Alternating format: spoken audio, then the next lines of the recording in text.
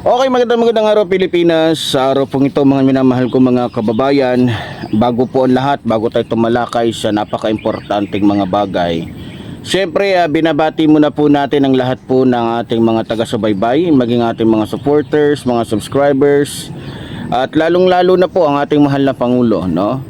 At siyempre, nananawagan po muli ako na sana ay patuloy po na suportahan ang ating programa ng ating mga kababayan, lalong-lalo na doon sa may mga kakayahan. Ang request ko lang po, sana may makatulong po na mabawi ko yung ating munting sandata na kung saan na yun lamang po ang ating inaasahan. At kagabi po may kausap po ako na isang personas na talagang maganda yung kanyang mga sinasabi sa akin, ano, lalong-lalo na patungkol sa Diyos, patungkol sa kayang gawin ng Diyos. At syempre magandang umaga din pala kay Kuya Daniel Rason, no? Isang magiting na alagad ng Diyos, no? At sa lahat ng mga magigiting na mga kapastoran, at sa lahat ng mga magigiting at talagang masasabi nating lingkod ng Diyos sa mga kaparian, no? Maliban lang po doon sa mga sungayan na kung saan maganda lang yung damit, no? Mukhang mga abogado pero ang totoo mga alagad ng demonyo, no? So ganun pa man mga minamahal ko mga kababayan, syempre sa araw pong ito ay pag-uusapan po natin ito pong sinasabi o pinapakalat na issue na di umano ito daw si Bato de la Rosa ay nahuli na daw, no? Nahuli na daw. Daw pa lang pero mukhang marami pong mga vloggers o maraming mga marites, no? Medyo nakikisali po sila at talagang dinidiin nila, ewan ko kung bakit.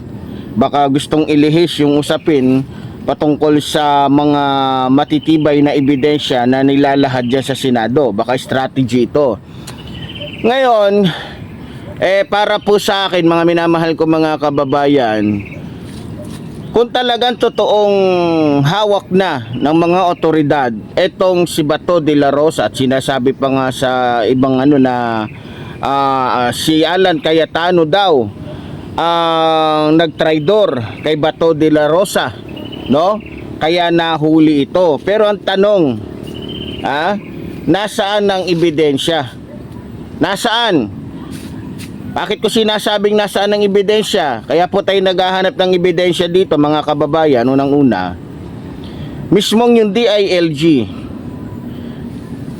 NBI, DOJ, wala silang alam. Pero sinasabi naman ng iba, magandang strategy yan. Kung hawak na talaga ng otoridad si Bato de la Rosa, dapat idiretso na nila yan sa airbase, no? Para nang sa gano'n na hindi na magkaroon ng pagkakataon itong mga kasama, kakampi nito ni Bato de la Rosa na magsagawa pa ng kung ano-ano manghihingi na naman restraining order doon sa Korte Suprema. Magwiwelga na naman yung mga yan, gagawa ng kalokohan, gagawa ng kung ano-anong mga eksena na kung saan makakaabala pa sa ating mga kababayan, no? Baka mamaya gumawa na naman ng welga yan, mga yan, meron na namang buhay o sanggol na pwedeng mawala sa mundo, no?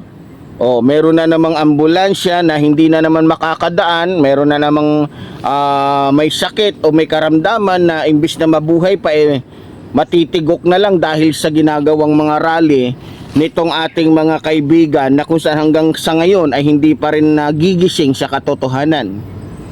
Ngayon, para sa akin, kung naririnig na, alam na, kasi sinasabi naman ng iba, si Attorney Bundok daw ang may sabi. Kung galing mismo yan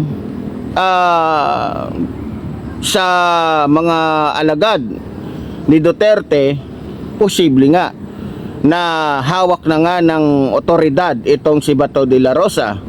Pero ang pagkakaalam ko, malabo eh. Kasi tingnan nyo si Bato de la Rosa nasa loob na ng Senado nung panahon na pumunta siya. 'Di ba? Ngayon, si John Vic Remulla na mataas na ang experience, maraming alam, nandiyan pa yung hepe ng kapulisan na kung saan ay kaduda-duda yung mga gawa, yung mga estilo, yung mga galawan, hindi nga nila nahuli na kung saan iilang pinto lang ang pwedeng labasan ni Bato de la Rosa. Diba? Pinuntahan na nila doon sa mga bahay, sinasabing ganito, sinasabing ganyan. Kumbaga, masasabi talaga nating nagtotolonggisan na lang tayo dito.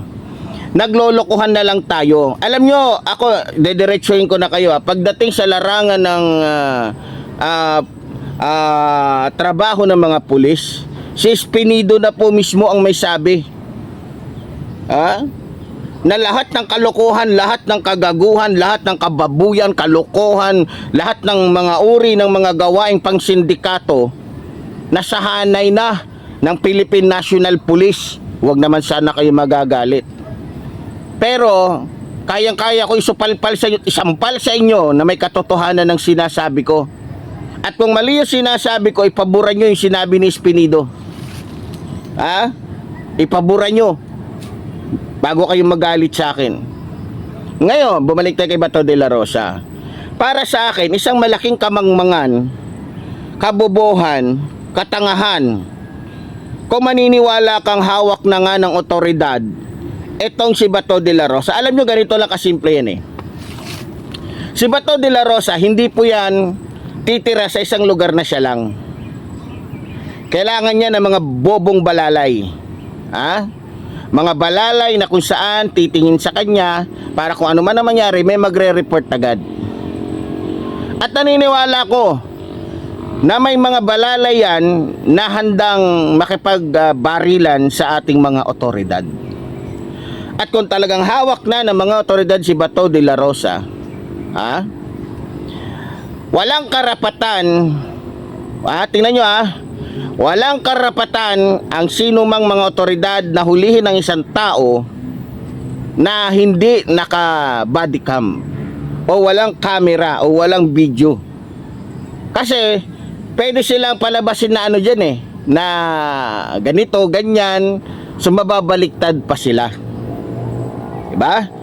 At syempre, yung mga bodyguard, kaalyado, mga kasama ni Bato de la Rosa, hindi naman yan ang ikukulong dun sa ICC, si Bato de la Rosa lang So ibig sabihin, kung totoo man yan, madaling makakatawag, madali nilang may papakalat, lalong-lalo na sa mga kakampi nila, lalong-lalo na sa mga membro ng isang reliyong sungaya na mahilig sumama sa mga kabobohang rally. Diba? Kasi diyan nagkakapera yung mga leader ng isang reliyong sungayan Magagamit nila nga, kausapin sila, baka pwede pakiano naman yung mga membro ninyo, mag-rally kayo, ito pera, uutusan ngayon, gagamitin yung Biblia. Mga kapatid, kailangan natin magkaisa. Ito ang aral ng Diyos Ama. Pero ang kikita, kami lang. Diba? Ito naman mga bobong mga tangang bobo na, bobo pa. Mga membro ng isang reliyong sungayan, wiwelga-welga, ganito, magbabanta pa. Hindi kami aalis dito sa loob ng 3 araw hanggat hindi bumababa si ganito. Ayun, nilumot na lang.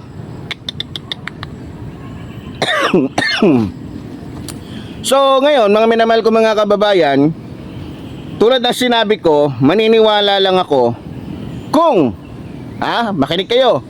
Maniniwala lang ako kung makikita ko sa loob mismo ng eroplano na hawak na ng Interpol o ng mga kapulisan etong si Bato de la Rosa. Pero tulad ng sinabi ko, dahil yung hepe ng Philippine National Police ngayon na aso at tuta galamay ng isang reliyong sungayan ay magkaibigan, imposible yan. malabo pa yan sa tubig na kung saan hinaluan ng putik. Malabo pa yan. Ngayon, para sa akin, maniniwala pa siguro ako kung ibabalik si Torre sa pagiging hepe ng kapulisan. Maniniwala pa ako na kahit gaano kabigat, kahit senador ba yan, kahit vice president pa yan, kahit sino mga Poncio Pilato yan, kapag si Torre ang inilagay nyo sa mission na yan, mission accomplished yan. Wala nang maraming pakeme-keme, hindi kagaya ng isang hepe dyan ng kapulisan, mukhang tulisan yung pagmumuka. Hindi mapagkakatiwalaan yung pagmumuka ng hepe ng Philippine National Police ngayon.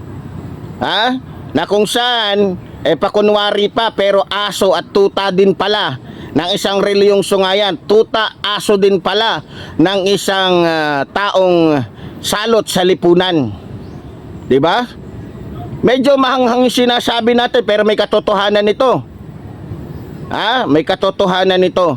O nga pala, bago tayo magkalimutan, ako'y nananawagan nga pala kay Kuya Daniel Rason. Baka pwede naman po kapatid na mabigyan nyo po ako ng aking ito sinusubukan ko lang naman kasi maraming mga MCGI na subscriber namin ang nagsasabi na huwag kang mahiyang lumapit kay Daniel Rason at kung gaano ka mahabagin, maawain si Brother Eli, medyo masasabi namin na halos magkasintulad sila, no?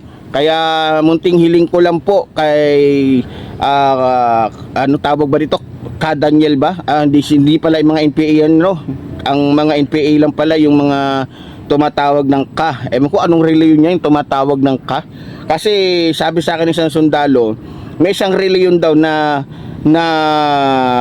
talagang NPA. Malalaman mo daw yan kapag ang katawagan nila ay ka. Ewan ko lang kung sino yan, hindi ko sinasabi na kung sino. Alam nyo na yun kung sino yung tumatawag ng ka.